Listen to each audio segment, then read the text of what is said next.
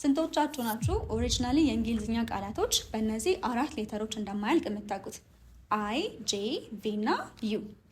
አረ ሶፊ ሁሉ ቃል በእነዚህ ቃላቶች አያልቅም እያልሽ ነው ብላችሁ እንደምትሉኝ ያውቃለሁ። ነገር ግን ሂር ሚ አውት ኦሪጂናሊ የእንግሊዝኛ ቃላቶች ነው ያለው። በእነዚህ አራት ሌተሮች ካላለቀ በእነሱ ፋንታ ምን ልንጠቀም እንችላለን የሚል ጥያቄ ከተፈጠረባችሁ ይህንን ቪዲዮ እስከ መጨረሻ አዩት። ከዛ በፊት ግን ለእናንተ ጥያቄ አለኝ። ሉክ አት ዲስ ቱ ወርድስ the first one my ነው and the second one funny ነው አይደለም? this y has an I sound my ስንል ነገር ግን funny ስንል y e sound አለው አይደለም? ለምን? Hello guys, እንዴት ናችሁ? This is English with Sophie. የኔ ስም ሶፋኒት ነው. If you guys are really interested to improve your reading and writing skill, ይሄ ለእናንተ ትክክለኛው ቻናል ነው. If you guys are ready, I'm ready. Let's dive in.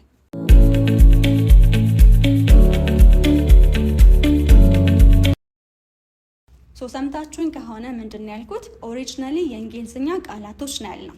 እንግሊዝኛ ላይ አራውንድ 170 ሺህ የሚጠጉ ቃላቶች አሉ።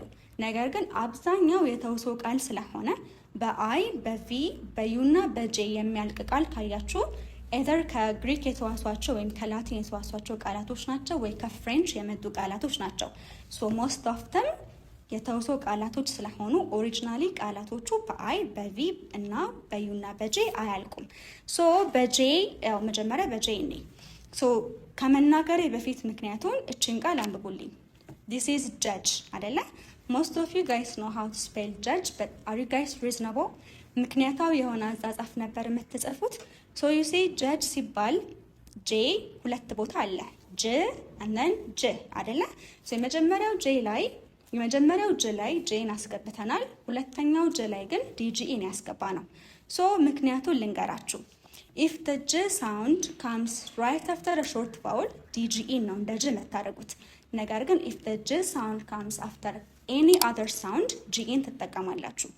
እዚህ ጋር እኔን ለመጀመሪያ ጊዜ መታዩን ከሆነ ስለ ሾርት ቫውል እና ሎንግ ቫውል አታውቁም ማለት ነው። ሾርት ቫውል ማለት when our vowels change their sound ነው። 50% የእንግሊዝኛ ቃላቶችን ያጽፋል። when we say long vowel ደግሞ ቫውሎቻችን በራሳቸው ሲጠሩ ነው and around 34% የእንግሊዝኛ ቃላቶችን ያጽፋል። ከሾርት ቫውል በኋላ ጅ የሚል ሳውንድ ካገኛችሁ ዲጂኢን ታረጋላችሁ። ከዛ ውጭ ግን ጂኢ ነው የምንጠቀመው ማለት ነው። እነዚህን ቃላቶች እናንብባቸው። the first one is judge, second one is age, fridge። አያችሁ? age የምትለው ጋር በደንብ አስምሩ። ኢን እንደ ኤ ተጠቅመናል። that is a short vowel። ስለዚህ ዲጂኢን እናስገባለን። ይሄ ጠርዝ ማለት ነው። age ሌላ ደግሞ አለ እድሜ አይደለ? እሱ age ደግሞ ኤጂኢን ነው የምንጠቀመው። ኢን እንደ ኤ ተጠቅመናል። that is a long vowel። ስለዚህ ሳመራይዝ ሳረግላችሁ after a short vowel ዲጂኢን አስገቡ፣ after any other sound ጂኢን አስገቡ ማለት ነው። ላርጅ እና ሂውጅ ስንል ዩን እና አርን የተጠቀምነው ጂኢን አስገባን ማለት ነው። ሁለተኛው ኢዝ ቪ እና ዩ በጋራ መርጅ አድርገን እንያቸው። ኦሪጂናል የእንግሊዝኛ ቃላቶች በዩ እና በቪ አያልቁም። ላይክ አይ ሳይድ በዩ እና በቪ አያልቁም። ፍሉ እንዳትሉኝ፣ ቲክቶክ ላይ በጣም ጥያቄ ፈጥሮባችሁ ነበር ይሄ ነገር። ፍሉ ስንል ኢትስ ኢንፍሉዌንዛ ከሚል የመጣ ቃል ነው እንጂ ፍሉ ኦሪጂናል የእንግሊዝኛ ቃል አይደለም። ኦኬ ዩ እና ቪ መጨረሻ ላይ ካገኛችሁ ይጨምሩበት። ለምሳሌ እነዚህን 8 ቃላቶች ያቸው rescue, argue, true እና blue። ሁሉም ኡ ወይም ዩ የሚል ድምጽ አለው፣ ነገር ግን መጨረሻ ላይ ኢ አለ። እሺ have, love, dove እና live ወይም live ብላችሁ ማንበብ ትችላላችሁ። again በቨ አለቀ፣ መጨረሻ ላይ ኢ ያስገባን። that's it። ሶስተኛው በአይ አያልቅም። yes ski እንዳትሉ because you guys have been saying ski ለምን በአይ አለቀ እያላችሁ ነው። ski again የእንግሊዝኛ ቃል አይደለም። ኦኬ ኢ ሁለት ድምጽ አለው። it could be e or it could be I አይደለ? መጨረሻ ላይ ኢ ትጨምሩበታላችሁ። ለምሳሌ አይ ላይ ኢ ስትጨምሩ አይ ኢ vowel team ይሰጣችኋል። when we say vowel teams these two vowels በጋራ እየመጡ ድምጽ ሲቀይሩ ነው። ለዛም ነው እንግሊዝኛን ፕሪዲክት አድርጋችሁ ማጽፉት ወይም ገምታችሁ ማንበብ የማትችሉት because ህጉ is like በጣም ሪዝነብል አይደለም። አይ ኢ sometimes ኢ ነው፣ sometimes አይ ነው። እንደ ኢ ለምሳሌ ኪዩቲ ወይም ስዊቲ ስትሉ አይ ኢን ኢ አድርጋችሁታል። ነገር ግን ፓይ ስትሉ ላይ ዳይ ወይም ታይ ስትሉ አይኢን አይ አርጋችሁታል።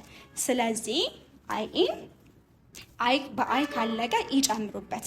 another question for you ጥያቄ ጠይቂያችሁ ነበር።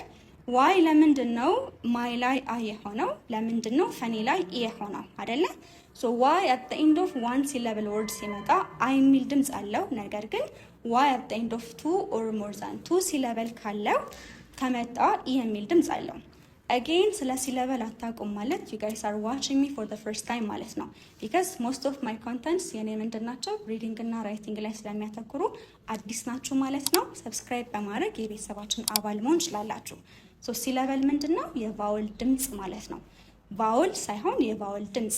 we have 5 vowels አይደለ? a e i o u የነሱ ድምፅ ምን ይባላል? ሲለበል ይባላል።